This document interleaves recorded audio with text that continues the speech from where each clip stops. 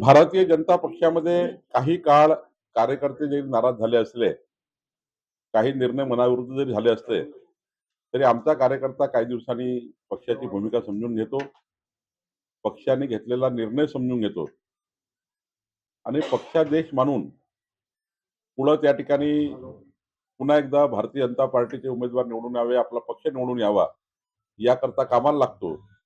त्यामुळं आम्ही सर्व जे नाराज झालेले कार्यकर्ते आणि ज्यांनी फॉर्म भरलेले आहेत त्यांना आम्ही चर्चा करणार आहोत आणि मला विश्वास आहे की भारतीय जनता पार्टीचे सर्व कार्यकर्ते पदाधिकारी ज्यांनी निवडणुकीमध्ये अपक्ष अर्ज केला आहे ते लवकरच परत घेतील. चंद्रपूरमध्ये भाजप प्रदेशाध्यक्षांनी जी यादी दिली होती ती डावलून काही लोकांना जिल्हाध्यक्षांनी स्वतः उमेदवारी दिली, त्यांच्यावर कारवाई सुद्धा झालेली आहे. कसं चंद्रपूरची कारवाई योग्यच आहे. माननीय प्रदेश अध्यक्षांनी केलेली कारवाई एवढ्या करता की प्रदेशांनी मंजूर केलेली उमेदवाराची यादी परस्परच बदलणे हे काही योग्य नाही आणि म्हणून प्रदेश अध्यक्षांनी तेथील अध्यक्षांना काढून टाकलेला आहे. पुण्यामध्ये सर्वच पक्षांवर जे नगरसेवक पदासाठी उमेदवार दिले, अनेक गुन्हेगारी पार्श्वभूमीच्या कुटुंबातील लोकांनाही उमेदवारी सर्वच पक्षांना दिली, असं भाजपवरही तसा आरोप. नाही, एखादा गुन्हा दाखल होणे, एखाद्यावर त्या ठिकाणी केस रजिस्टर होणे, पण नंतर मात्र कोर्टामध्ये ती बाब योग्य आहे की नाही किंवा तो गुन्हा सिद्ध ठरला का यावर मात्र जास्त भर जातो. साधारण आपण एफ-आय-आर मध्ये जरी नाव असलं तरी शेवटी गुन्हा अंतिम करण्याचं किंवा गुन्हेगारांना गुन्हा सिद्ध करण्याची जबाबदारी किंवा गुन्हा सिद्ध कोर्टात झाल्यावर मग मात्र आपण तशा उमेदवाराला तिकीट देत नाही. त्यामुळे आता एफ-आय-आर मध्ये नावं आहेत, काही उमेदवाराला तिकीट दिली आहे, सर्वच पक्षात दिली आहे. जेव्हा काही कोर्टाचा निकाल लागेल तेव्हा आपल्याला त्याच्यात अधिक भाष्य करता येईल. जिल्हा परिषदेच्या निवडणुका लागण्याची शक्यता आहे. जिल्हा परिषदेच्या निवडणुकीमध्ये महायुती बघायला मिळेल, म्हणजे महानगरपालिका नाही, नगरपालिका. आमचा संकेत महायुतीचाच आहे. पण स्थानिक लेवलला काही त्या ठिकाणी कार्यकर्त्यांनी किंवा तिथल्या शिवसेना भाजपमध्ये आपसात न बसल्यामुळं काही ठिकाणी युती झाली नाही. पण राज्याचा जो काही चर्चा झाली आहे, राज्यात जे काही आम्ही एकत्र बसलेलो आहोत, माननीय देवेंद्रजी एकनाथजींनी युतीचे संकेत दिले आहे आणि त्यामुळे युतीमध्येच आम्ही त्या ठिकाणी जाणार आहोत. पण स्थानिक लेवलला मात्र कधी कधी वरच्या स्तरावर युती केल्यानंतरही खाली स्थानिक लेवलला काही त्या ठिकाणी अडचणी तयार होतात दोन्ही पक्षाकडनं. त्यामुळं कधी कधी महायुती त्या त्या ठिकाणी तुटलेली आहे. तर मला असं वाटतं की आता जिल्हा परिषदला आम्ही पुन्हा एकत्र बसू. जिल्हा परिषद निवडणूक केव्हा होण्याची शक्यता आहे? साधारण मला असं वाटतं जो काही निवडणूक आयोगाचा कार्यक्रम आला आहे त्यामध्ये 12 जिल्हा परिषदा तर 50% आतमध्ये आहे ओबीसीच्या. त्या निवडणूक आयोग केव्हाही घेऊ शकेल. राहिला बाकी जिल्हा परिषदा तर 21 जानेवारीचा कोर्टाचा निकाल जो आहे त्या आधारावर पुढचा निर्णय मला वाटतं आयोग घेईल. नागपुरात संघ स्वयंसेवक असलेल्या निनाद दीक्षित यांनी बंडखोरी केलेली आहे. संघ मुख्यालय असलेल्या महाल इथून अर्चना डेहनकर यांच्या पतीची बंडखोरी आहे, त्यामुळे त्या माहेरी जाऊन बसलेल्या आहेत. परिवारातलेच लोक बंडखोरी करतात. नाही, आता या या सर्व अपक्ष लढलेल्या भारतीय जनता पार्टीच्या कार्यकर्त्याशी नेत्याशी चर्चा आम्ही सर्व करणार आहोत आणि मला विश्वास आहे की आमचे कार्यकर्ते काही काळापुरते जर नाराज झाले असेल तर पुन्हा एकदा पक्षाचं काम करतील. बावनकुळे साहेब, अर्चना डेहनकर यांनी आपल्या पतीला समजावताना तुमचं उदाहरण दिलं.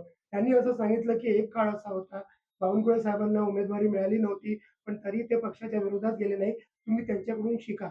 यावर तुम्हाला काय? नाही, माननीय डेहनकरजी आणि आमच्या अर्चनाताई हे दोघंही निष्ठावान कार्यकर्ते आहे. पण थोडे डेहनकरजी नाराज झाले आहे. आम्ही त्यांच्याशी चर्चा करणार आहोत. मी स्वतः चर्चा करणार आहे आणि त्यातून मार्ग निघेल. स्वाभिमानी पक्षाचे नेते राजू शेट्टी यांनी मुंबई महानगरपालिकेत महाविकास आघाडीला पाठिंबा दिलेला आहे. नाही, ठीक आहे, त्यांचा तो अधिकार आहे.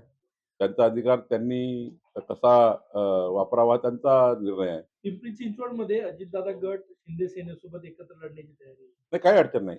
त्यांच्या पक्षाचा जो जो अधिकार आहे तो त्यांनी पूर्णपणे त्यांचा तो अधिकार आहे. त्यामुळे त्यांनी काय करावं यामध्ये मी भाष्य करणं योग्य नाही. पण भारतीय जनता पार्टी ज्या ज्या ठिकाणी लढत आहे त्या ठिकाणी आमचे उमेदवार पूर्ण क्षमतेने निवडून येतील. 51% मतं घेऊन निवडून येतील. ही तयारी भारतीय जनता पार्टीने केलेली आहे.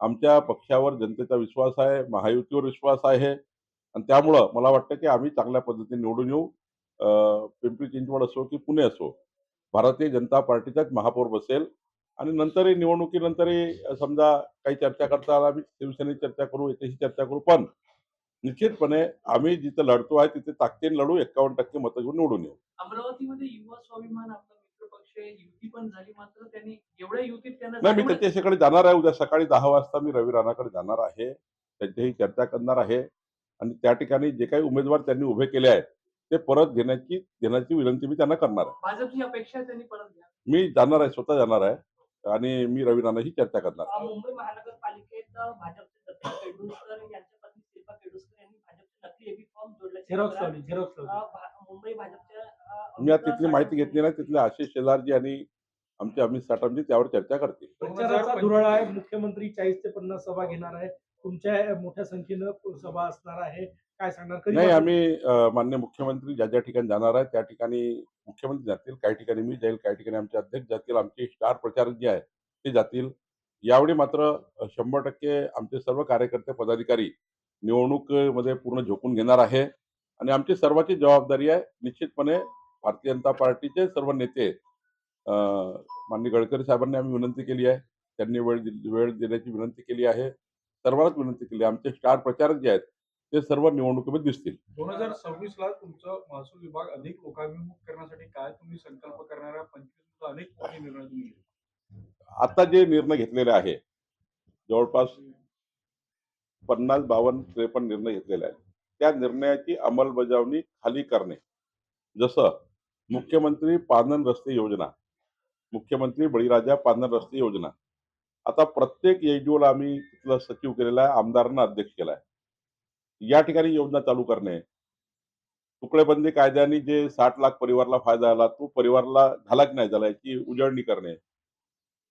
महाराष्ट्रातल्या 36 जिल्ह्यामध्ये महाराष्ट्राच्या 36 जिल्ह्यामध्ये आमचं महसूल खातं छत्रपती शिवाजी महाराज महाराजस्व अभियान करणार आहे, ज्यामध्ये एका जिल्ह्यातल्या सर्वच योजनाला घेऊन त्या जिल्ह्यात 10,000, 15,000 नागरिकांना पट्टे वाटपापासून तर पांधन रस्त्यापर्यंत या शिबिराच्या माध्यमातून लाभ आम्ही देणार आहोत. मी स्वतः दिवसभर त्या जिल्ह्यात राहणार आहे आणि राहून छत्रपती शिवाजी महाराज महाराजस्व अभियानातल्या संपूर्ण लाभार्थ्यांना, शेतकऱ्यांना, शेतमजुरांना महसूल खात्याच्या माध्यमातून या ठिकाणी पूर्ण मदत लोकांना मिळाली पाहिजे हे करणार आहे. दुसरं, जे क्लिष्ट कायदे आहे MLRC कोडमध्ये, जे जमाबंदी आयुक्ताकडे आता मोजणी विभाग आहे आमच्याकडे, मोजणी ही किती लवकर होईल, ही 15 दिवसात झाली पाहिजे अर्ज केल्याच्या. मुद्रांक खात्याकडे 1 स्टेट 1 रजिस्ट्रेशन, कुठेही रजिस्ट्री करता आली पाहिजे. आणि आमचं जे खातं आहे महसूल कोर, या महसूल कोरमध्ये महसुली अधिनियम जे कालबाह्य झालेले आहेत, नवीन कायदे आणण्याची गरज आहे. ते कायदे आम्ही आणणार आहोत, जेणेकरून जनतेला तहसीलदार एजओच्या कार्यालयात जायची गरज नाही. घर बसल्या जनतेला आमचं खातं त्यांचा संपूर्ण अधिकार प्राप्त करून देणार आहे. आणि शेवटचं प्रामुख्याने या वर्षी व्हर्टिकल प्रॉपर्टी कार्ड, म्हणजे फ्लॅट स्कीममध्ये राहणाऱ्या घरांना त्यांचं प्रॉपर्टी कार्ड देण्याचा निर्णय. आता यांच्याकडे रजिस्ट्री आहे, फक्त प्रॉपर्टी कार्ड नाही आहे. त्यामुळे जेवढे बिल्डिंगमध्ये लोक राहत असतील त्या सर्वांना प्रॉपर्टी कार्ड देणे हाही एक महत्त्वाचा निर्णय आम्ही घेणार आहे. आणि सोबतच या राज्यामध्ये मायक्रो झोनिंग करणार आहे. प्रॉपर्टीचं मायक्रो झोनिंग केलं तर रेडी रेकनरच्या रेटमध्ये अवास्तव रेडी रेकनर जे लागतात लोकांना, जर मोठं घर असेल बाजूला लहान घर असेल तर मोठ्या घराचा रेट लहान घराला लागतो, पण लहान घराचा रेट वेगळा असला पाहिजे, मोठ्या घराचा रेट वेगळा असला पाहिजे. जशी जशी त्या घराची परिस्थिती आहे त्याप्रमाणे रेट लागले पाहिजे. त्याकरता मायक्रो झोनिंग करणे हाही एक महत्त्वाचा निर्णय आम्ही करणार आहोत. त्यामुळं एकीकडे आमचं खातं लोकाभिमुख, पारदर्शी आणि गतिमान होण्याकरता जनतेला इज ऑफ डुईंग बिझनेसमध्ये जनतेला घरपोच सेवा देण्याचा निर्णय आम्ही करणार आहोत.